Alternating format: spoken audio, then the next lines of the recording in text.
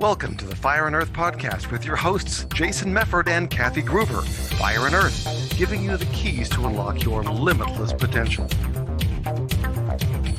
Hey everybody, welcome back to another episode of the Fire and Earth podcast. I'm your co-host, Kathy Gruber. And I'm Jason Mefford. And today we're going to talk about something. As we always do. As we always do. So just take a deep breath.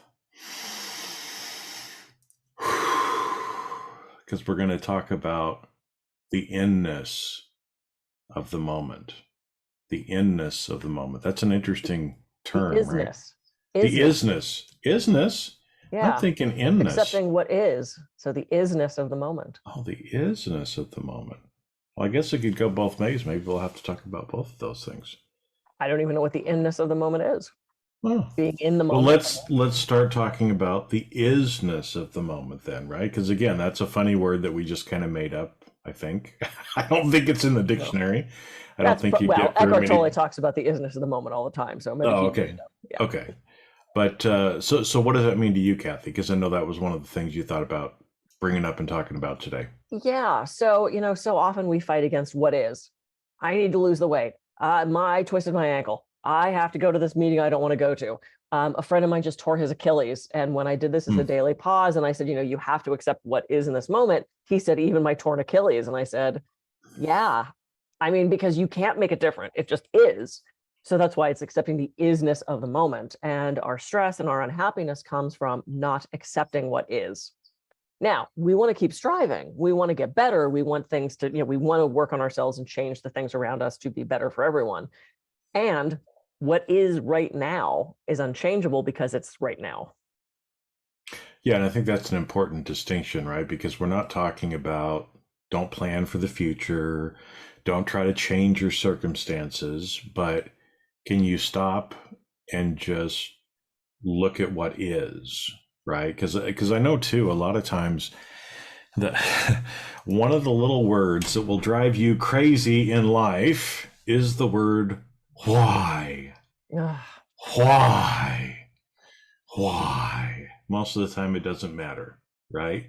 So like your friend saying, well, does that mean I have to, be grateful for my torn Achilles? Well, sure, right? You can sit there all day and say, but why did I have to tear my Achilles, right? It's like, I don't know. Does it matter? Or it's the why me? Because I love asking why, because I think understanding our motivation and asking the 5 whys, getting to that root cause analysis is really great for identifying what we want. Because if we don't know what we really want, not what we think we want, because sometimes when we start to ask why, we distill down to a completely different want. But I think it's just about accepting. You don't have to be grateful for the torn Achilles, but at least accepting that this is what is. Because if you're fighting against it, that's like, you can't swim upstream, right? You have to just accept where you are and sort of give into your circumstances sometimes. And again, not to the exclusion of trying to make things better in the future, but accepting what is right now, because this is all we have. And Eckhart Tolle loves to tell the story of he used to live above a pub and there was a sign on the door, this is in Scotland, that said free beer tomorrow. And every day people showed up and said, okay, I'm ready for my free beer. I was here yesterday. And the guy's like, no, tomorrow. No, but I was here yesterday, so today is tomorrow. It's like, no, today is just now. There is no tomorrow.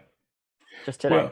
Well, I think there is I think we probably talked a little bit about surrender before, at some point on different episodes. We've only done almost 300 of these things, somewhere between 250 and 300. So pretty cool. We've talked about a lot of stuff, and it is pretty cool. Great job, Kathy. Woo, right? Oh, you.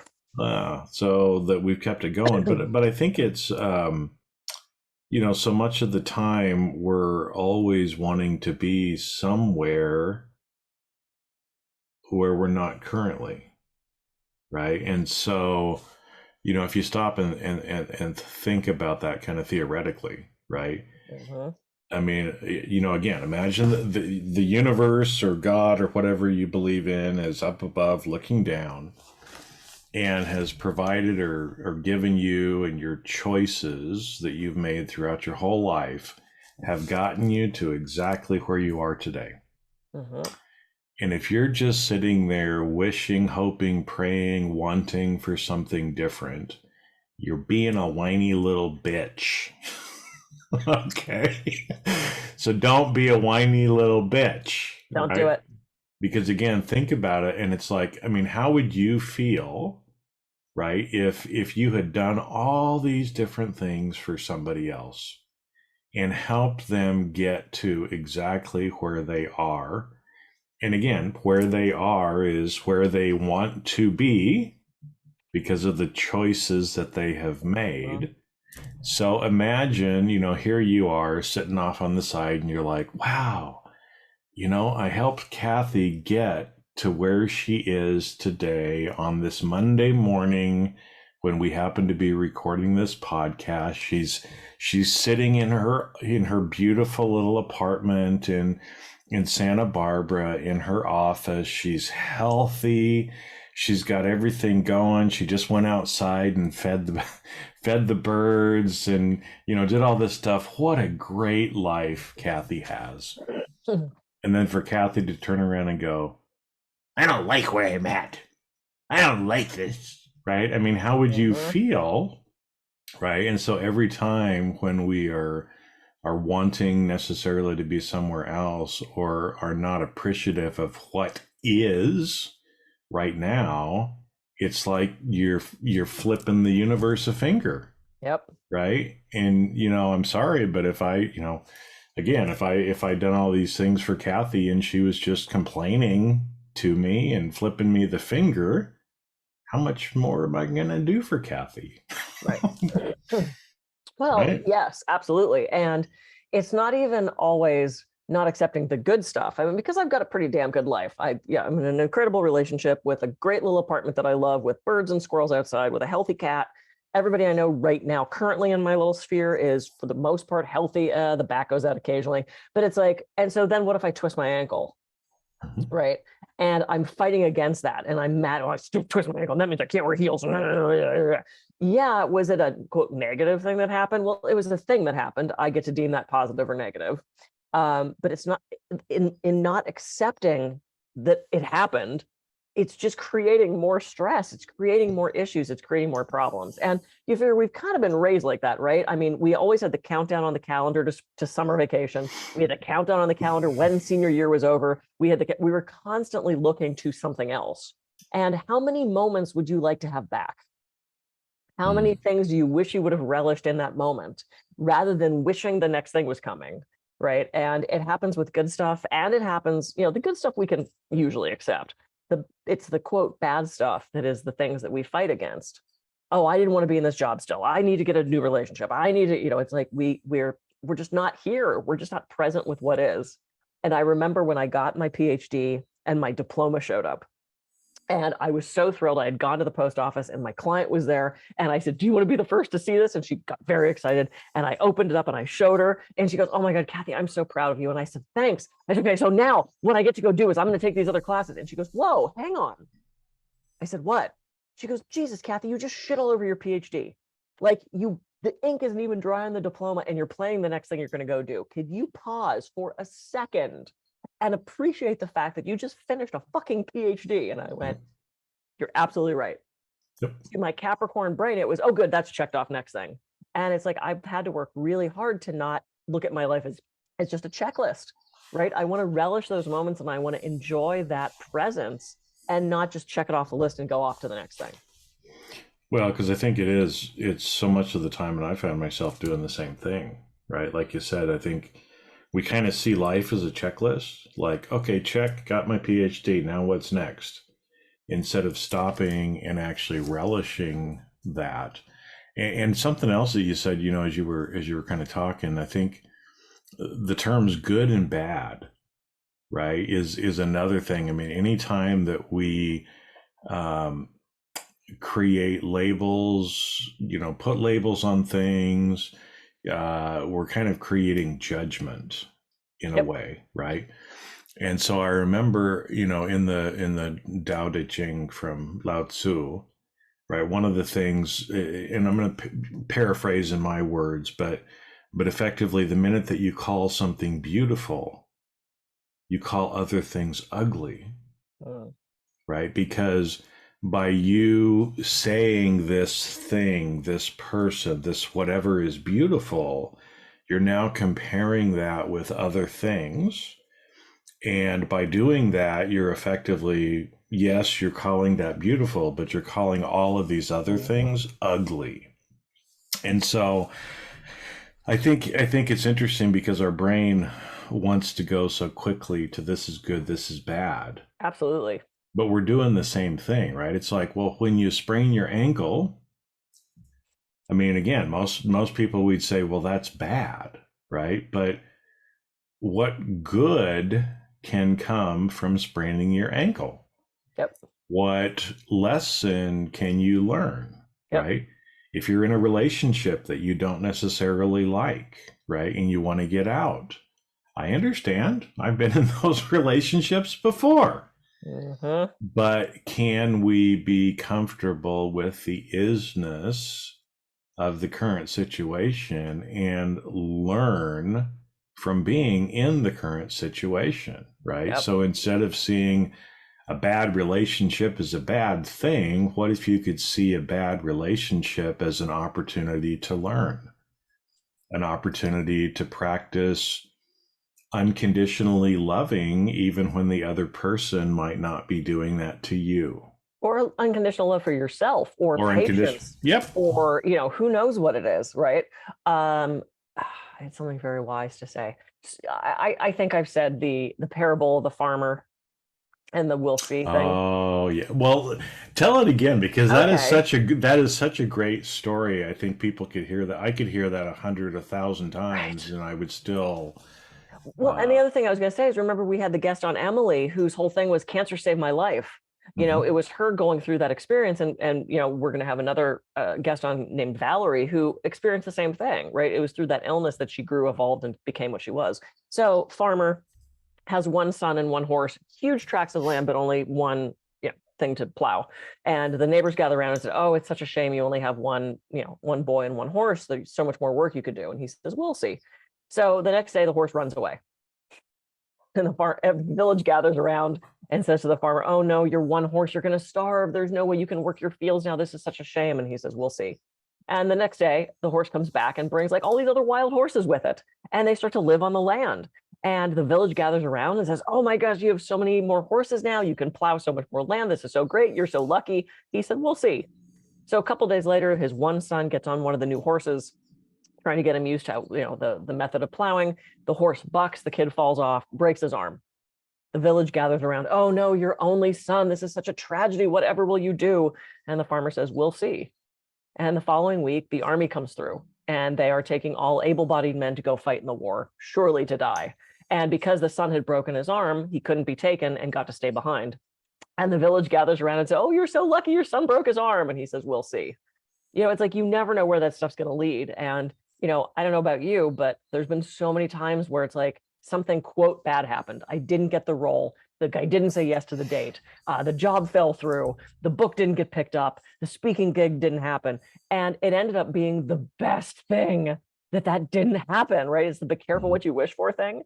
And I can point to so many things that seemed like a tragedy that ended up being so much for my good, and worked out so much better than I thought it would have if the thing happened that I thought I wanted it to happen. So yeah, it's Well, beautiful. yeah, because actually I was just thinking about this morning, because there's the old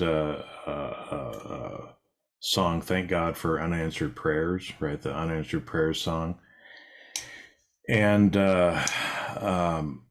I was thinking about that this morning because, like I said, I mean, sometimes just random things come into our heads as we're trying to be quiet. And I remember, when I was in college, there was this girl that I really liked, right? And I was so nervous to ask her out, but I really wanted to date her. I really liked her, and so I remember I had gotten. Well, this is interesting too, right? As I'm sitting there talking out loud, because that song "Unanswered Prayers" is by Garth Brooks, right? One of the greatest, best-selling artists of all time, puts on a fabulous show. And I had gotten tickets to go see Garth Brooks. And so I wanted to ask this girl to go to Garth Brooks with me. I mean, it's like, come on, this is a pretty good date, right? Yeah. You know, if you're trying to impress somebody. And so I remember, you know, I finally got the courage to call her. And I was nervous to just come out and say it directly, right? Do you want to go to the concert with me? Kind of thing, right? So, Well, you shouldn't say it like that. I mean, that yeah, I shouldn't say it like that. You pathetic little bitch, right? Whatever. But so I asked a question, and it wasn't a very good question, right? oh, We've no. talked about questions before, but I said something like, "So Garth Brooks is coming to town. Are you going to the concert?" And she says, "Yeah." And so I was like, "Oh." Right. So here I am kind of assuming that, you know, she's got some other date and she's going blah, blah, blah, blah, blah. So I didn't ask her. Right. Oh, no. So I ended up going with somebody else afterwards to find out she was going to the concert, but she was going with some girlfriends, and she probably would have said yes to me and gone on the date with me. Right. And so afterwards, when I found that out, it was like, oh man, you know, wrong question. I should have asked something different. But it wasn't to be, right? And as I thought about it this morning, and yeah, I've had some different relationships over time, but you know, I was grateful for that unanswered prayer. Yep. And what is, because, you know, again, even though I went through some different relationships that didn't last, some that would be considered bad relationships, what I learned and the growth that came from those other relationships, I'm grateful that I asked this stupid question and I didn't go out with that girl, because who knows, I could have married her instead of somebody else.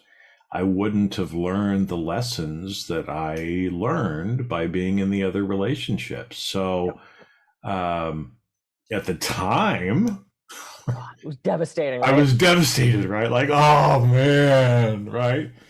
But, you know, a lot of times, you know, what is, and like you said, I love that story of the farmer of we'll see. Yeah.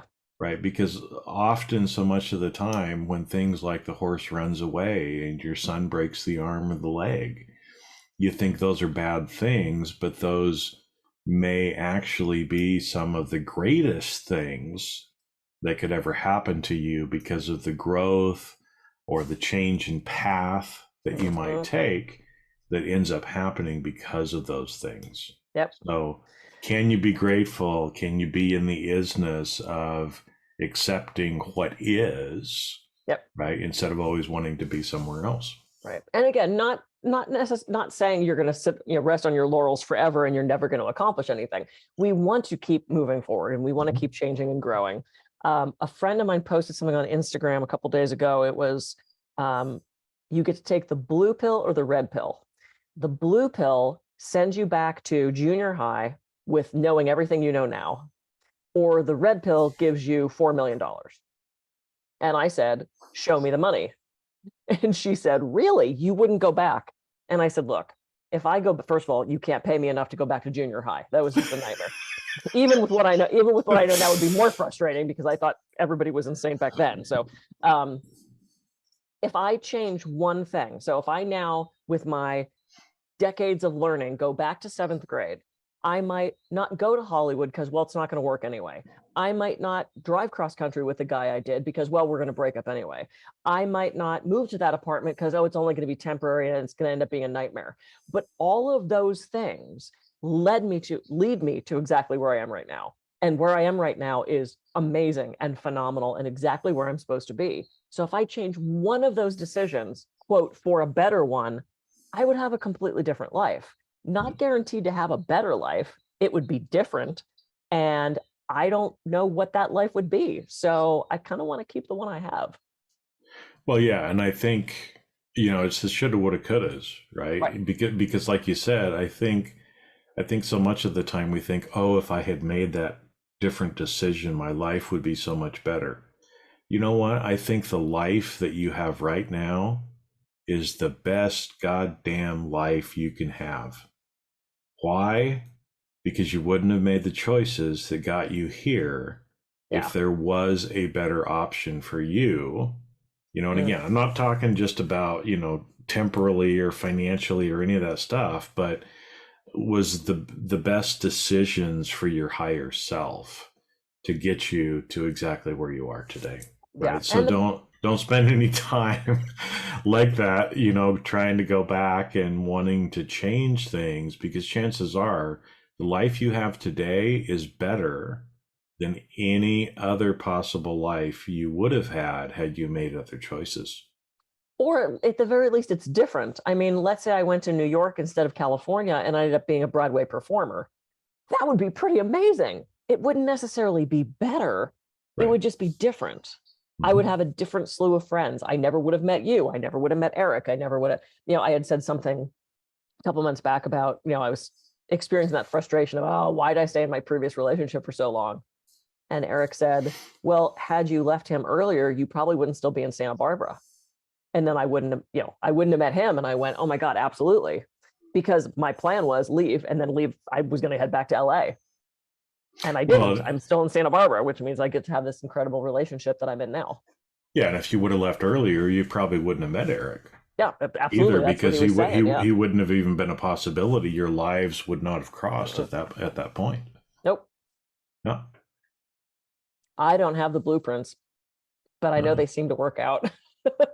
Everything always seems to work out, even when it doesn't seem like it is. And I think, I was just talking about this with somebody else that, a lot of times too, we'll get nervous, like things aren't working out the way that I thought it was going to, or the timeline and the blueprint isn't working out the way that I thought it was going to be. But I'm just amazed at how much of the time, right at the last minute, everything falls in place exactly the way it is supposed to fall into place. Just amazing. It's accepting that's supposed to. Mm-hmm. I was supposed to be a world famous movie star. That didn't happen. Something else unfolded. Mm-hmm. And I have to accept that that's what it is right now. Mm-hmm. And that's a challenge. It is a challenge sometimes. It definitely is. No, it is. We're humans. Well, it is. But I mean, come on. Yeah, the money would be nice. But really, do you want paparazzi all over you all the time? Do you want people saying mean things about you in the tabloids? I mean, there's a whole, to be a world famous actor or actress, there's a lot of other stuff that goes along with that too. Right. And so I think that's the other thing, is that we might think that we want certain things, but we don't want everything that goes along with those things. And that's why those things don't happen for us. And it's okay. It's okay. Because where we are is exactly the perfect moment for us. Exactly. Cool. Right now, talking to you, recording this podcast, right now, whenever somebody is listening to this, it's a perfect moment. Mm-hmm. It's a perfect moment. Yep. Yeah. And we should end on that perfect moment. We should end on that perfect moment right there. I'm Kathy Groover. I can be reached at kathygroover.com. And I'm Jason Mefford. I can be reached at jasonmefford.com. So go out, enjoy the Is-Ness of this moment, and we'll see you at the next moment of Is-Ness next time you listen to another episode of the Fire and Earth Podcast. See ya. See ya.